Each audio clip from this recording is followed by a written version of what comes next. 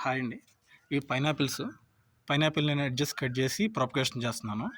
మనకి మొక్కలు అవైలబిలిటీ లేనప్పుడు ఈ మెథడ్‌లో మనం ఈజీగా పైనాపిల్ ప్లాంట్స్ డెవలప్ చేసుకోవచ్చు. అంటే ప్రాపగేషన్ చేసుకోవచ్చు. సో, ఇవి ఇప్పుడే నేను పైనాపిల్ ఫ్రూట్ నుంచి ఎడ్జెస్ కట్ చేశాను. ఎడ్జెస్ కట్ చేసిన తర్వాత ఇట్లా ఉంటుంది. తలకట్టు అంటారు చూసారా? పైనాపిల్ చివరన ఉంటుంది. ఈ ఎడ్జెస్ కట్ చేసి ఇట్లా వస్తుందండి. ఈ లెవెల్ సరిపోతుంది ఎడ్జెస్ వరకి. ఈ చివరి నుంచి రూట్స్ వస్తాయండి. ఈ వైట్ పార్ట్ నుంచి రూట్స్ వస్తాయి, క్రీమీ పార్ట్ నుంచి.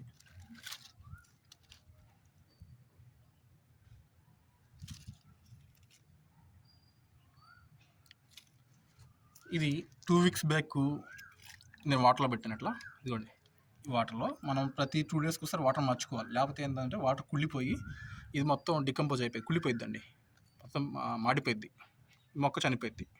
సో రూట్స్ అంతా డెవలప్ అవ్వవు. సో ప్రతి 2 డేస్కి ఒకసారి మనం వాటర్ మార్చుకోవాలి. దీనివల్ల ఏంటంటే వాటర్లో ఉన్న ఫంగస్ డెవలప్ అవ్వదు, అంతటితో ఆగిపోతుంది సైకిల్. లైట్గా చూసారా, లైట్గా రూట్స్ డెవలప్ అవుతున్నాయి. 2 వీక్స్ ఇదిగో 2 వీక్సేనండి. పుచ్చుకుంటున్నాయి, లైట్గా వస్తున్నాయి వేర్లు.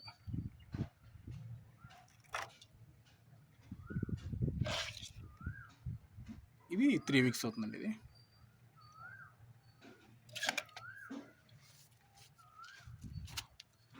ఇది 4 వీక్స్ బ్యాక్. ఈ ప్లాంట్ వచ్చేసరికి చూడండి రూట్స్ ఎట్లా వచ్చినాయి. 4 వీక్స్ అంటే 1 మంత్కి రూట్స్ ఇట్లా వస్తాయి. ఇది 4 వీక్స్ బ్యాక్.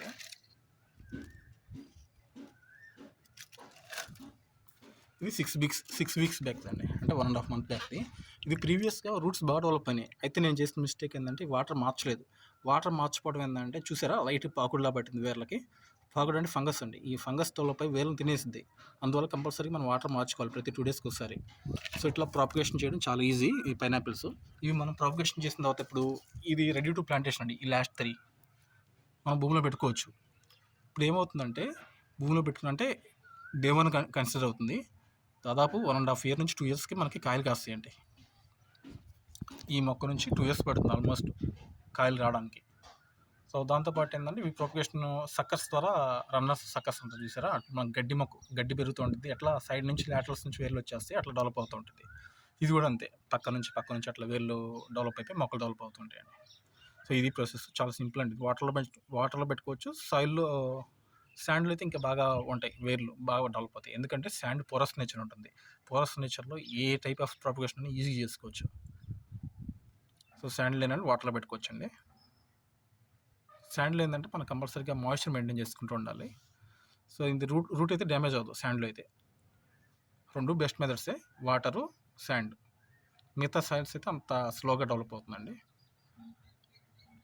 సో మీకు వీడియో నచ్చితే please like and subscribe. Thanks for watching. Thanks for subscribing. మీకు ఏమైనా డౌట్స్ ఉంటే కామెంట్ సెషన్లో కామెంట్ చేయండి, నేను రిప్లై ఇస్తాను. Thanks to all.